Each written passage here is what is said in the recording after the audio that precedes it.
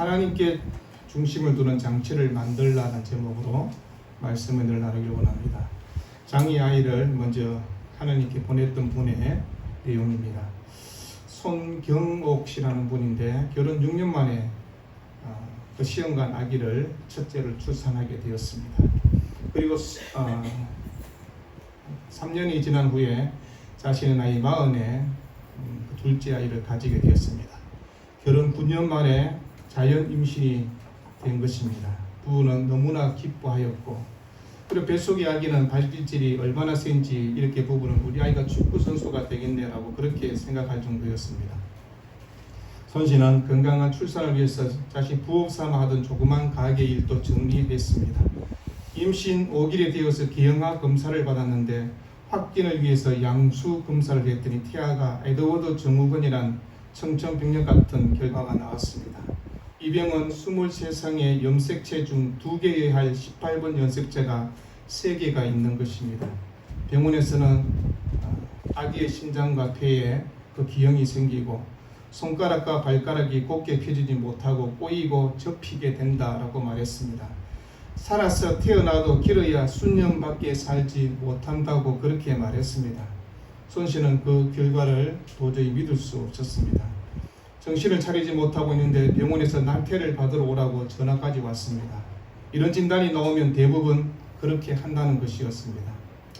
주변에서도 장이아를 그것도 몇 년밖에 못 살 아이를 낳아서 키울 수 있겠느냐나 그래서 낙태를 종용하기도 했습니다. 그러나 손 씨는 이 아이는 하나님이 나에게 주신 생명인데 어떻게 내가 하며 하루에 몇 번씩 생각에 오락가락했습니다. 한 번은 아는 언니의 강요에 못 이겨서 병원으로 갔지만 끝내 수술대 눕지 않고 병원에서 빠져나왔습니다. 아침에 손 씨는 아기를 지키기로 그렇게 결심했습니다. 그러자 마음이 편해졌습니다. 아기를 낳고 보면 후회하지 않을 겁니다 라고 말해준 산부인과 의사의 말이 큰 격려가 되었습니다. 손 씨는 뱃속의 아이에게 클래식 음악을 들려주며 대화를 나누었습니다. 세상에서 어떠모로 아름다운 아기란 뜻으로 정원이라고 이렇게 이름을 지었습니다. 공주 정원. 2018년에 봄에 아이가 태어났습니다. 그러나 태어나자마자 엄마 품에 안기지도 못하고 곧바로 친생아 중환자실로 옮겨졌습니다. 정원이는 숨을 잘 내쉬지도 못했고 또 물도 삼키지 못했습니다.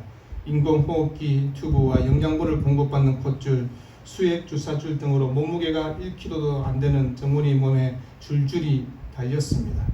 손 씨는 매일 중환자실을 찾아 짜서 담아온 모유를 콧줄을 통해서 정원이에게 먹였습니다. 100일이 지나 100일 사진을 찍었는데 배경은 인큐베이터 안이었습니다. 갈이 되어 정원이가 살이 약간 오르자 손 씨는 의료진에게 간청해서 산소 탱크와 주사줄을 매단 채 정원이를 집으로 데려왔습니다. 하지만 며칠 지나지 않아 폐렴이 왔습니다. 그 며칠이 정원이와 엄마가 함께 보낸 유일한 시간이었습니다. 찬바람이 못이 불던 그해 12월 말에 정원이의 심장은 멎었습니다. 손 씨는 그때 처음으로 아기를 온전히 안아 보았습니다. 모든 튜브와 주사줄을 떼고 아직 온기가 남아있는 맨몸에 정원이를 가슴에 꼭 안았습니다. 손 씨는 정원이가 웃는 모습을 딱 한 번 보았다고 합니다. 엄마를 아는 듯 모르는 듯한 묘한 표정을 지으며 싱긋 웃었다는 것입니다. 손 씨는 지금도 정원이가 태어난 그날에 그 봄날이 오면 항상 생일상을 차린다고 했습니다. 기자가 질문했습니다. 아기를 낳은 걸 후회하지 않느냐고. 그러자 그녀는 아기를 본 것만으로도 행복한 시간이었다고, 감당할 시련이었다고 그렇게 얘기했습니다. 오히려 낙태하러 병원에 갔던 것이 미안한 생각이 든다고 그렇게 말했습니다.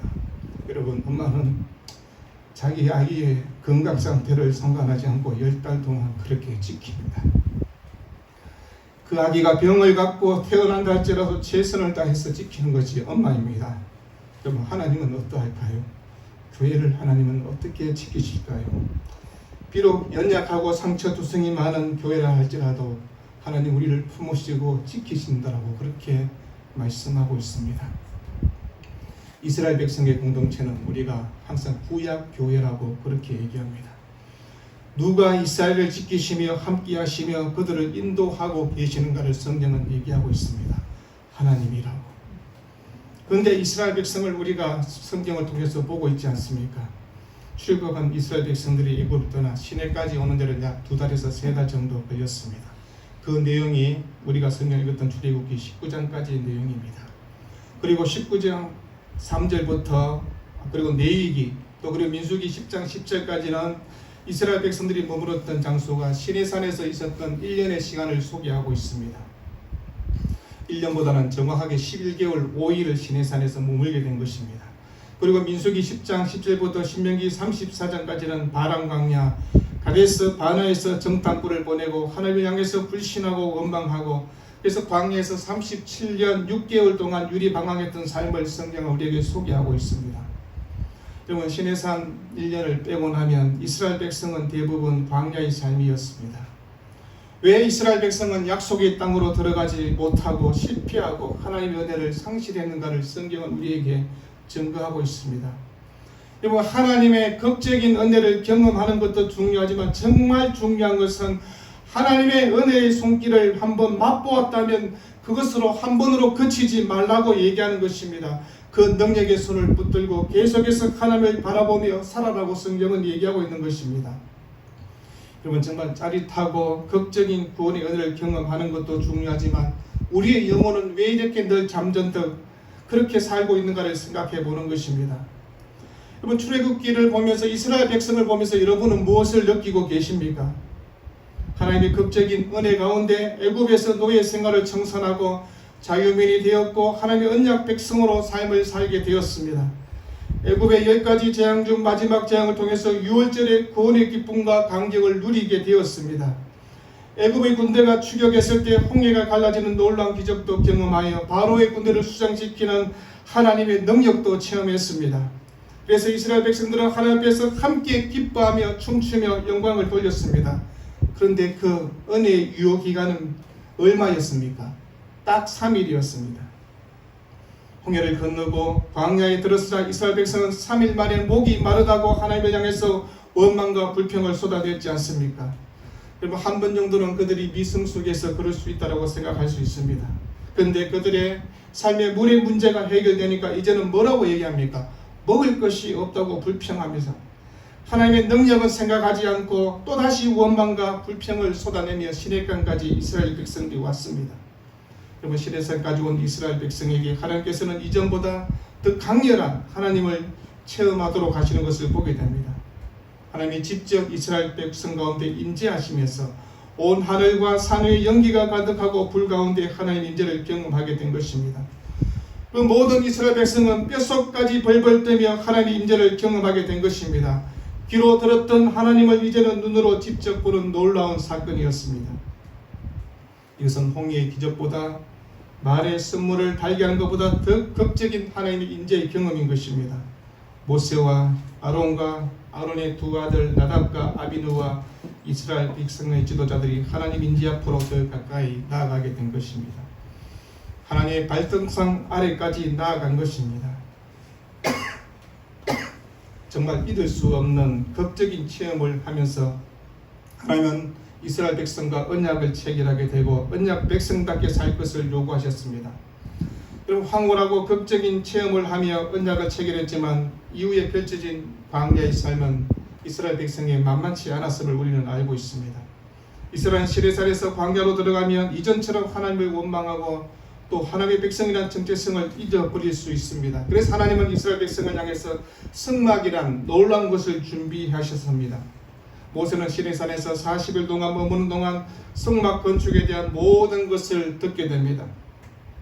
출애굽기 25장 이후에 언급된 성막 제작 과정은 매우 상세하게 우리에게 소개되고 있습니다.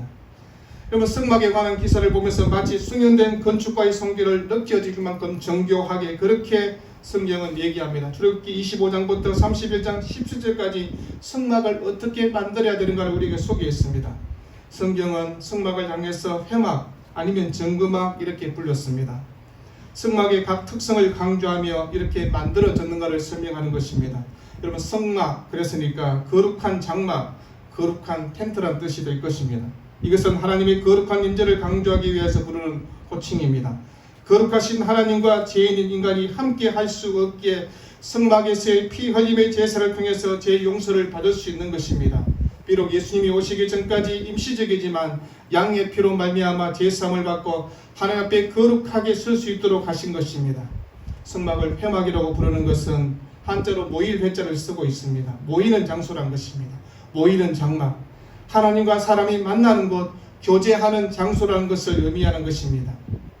증거막이라고 하는 것은 성막 안에 하나님의 증거판을 두었기 때문에 그렇습니다. 증거판은 하나님께서 친히 언약의 내용을 기록한 돌판을 말한 것입니다. 증거장막은 이 증거판을 중심으로 언약의 당사자인 하나님과 이스라엘 백성의 언약 관계를 이어가기 위해서 만나는 특별한 곳이라고 그렇게 강조하는 것입니다.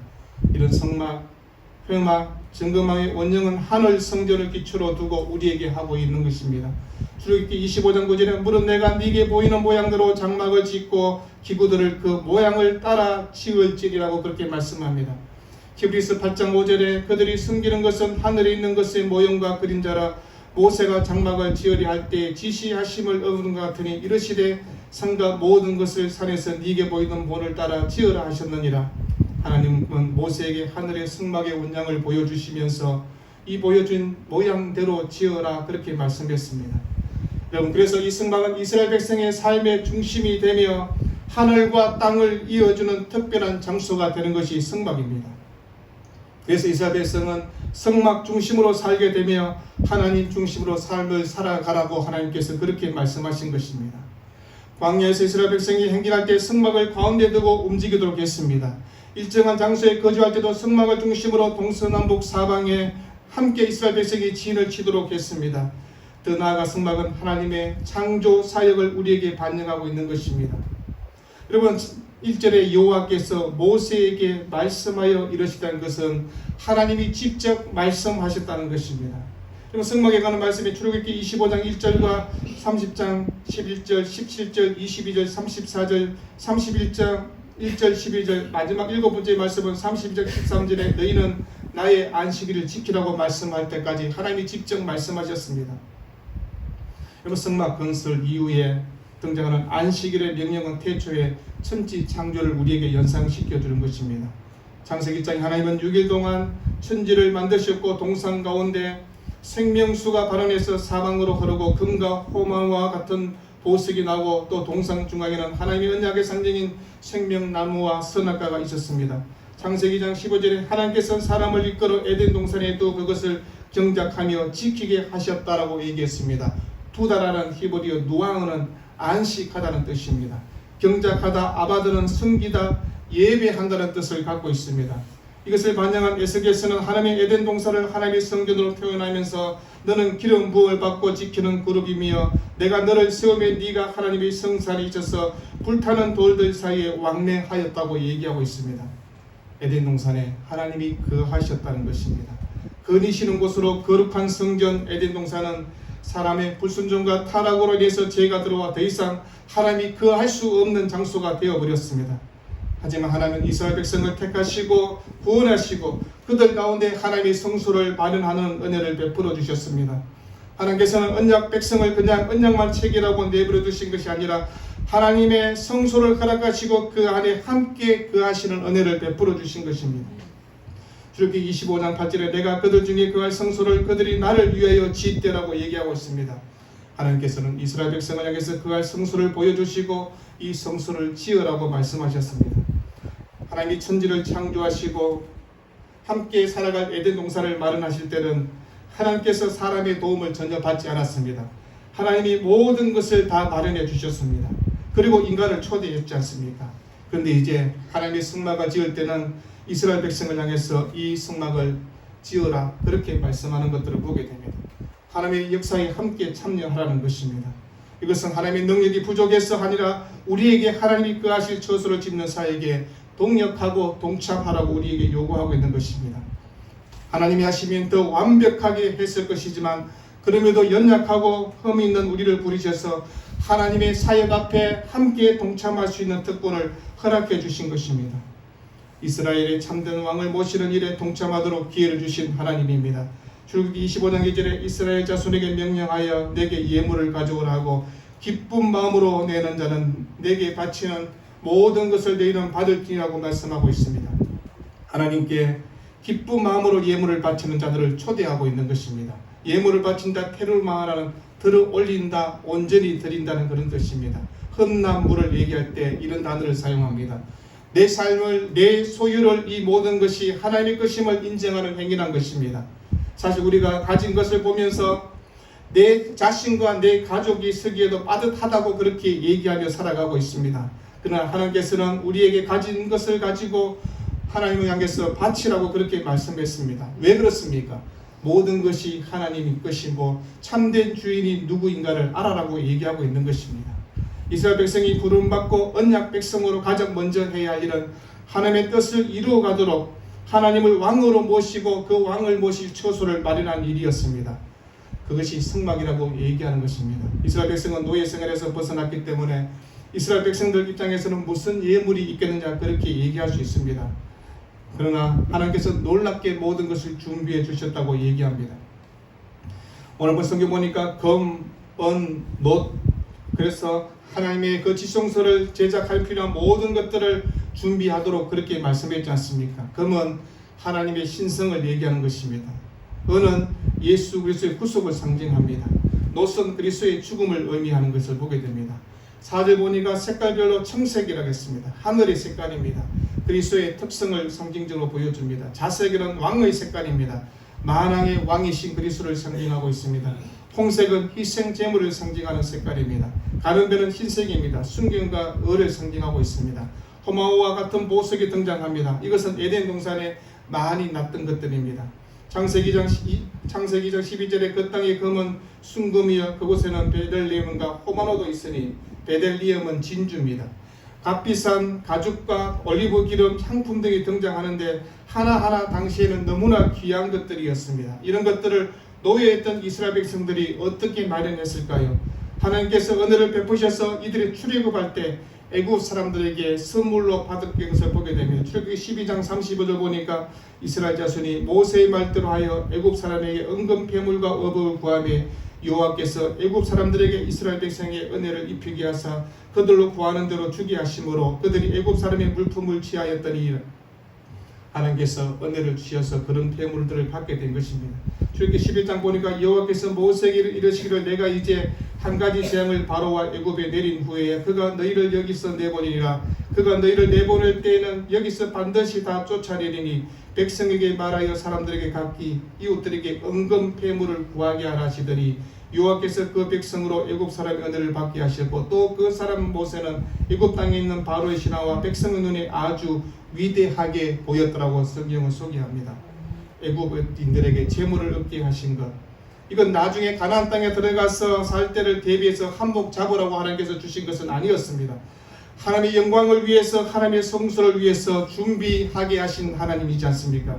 이스라엘 백성이 가장 먼저 하나님을 모시는 곳에 자신의 예물을 드리도록 하나님께서 은혜를 베풀어 주신 것입니다. 이것은 이스라엘 백성들에게 가장 행복한 일들이며 값진 일인 것입니다. 여러분은 하나님 앞에서 가장 어떤 것을 값진 것을 들어보셨습니까? 하나님의 성막을 짓는 일에 내가 하나님 앞에서 가장 귀한 것을 드려본 것이 무엇입니까? 여러분, 성막은 이스라엘 백성들을 하나님의 용서 가운데 인도하시는, 그리고 이스라엘 백성을 거룩하게 살도록 만드는 그런 장소였습니다.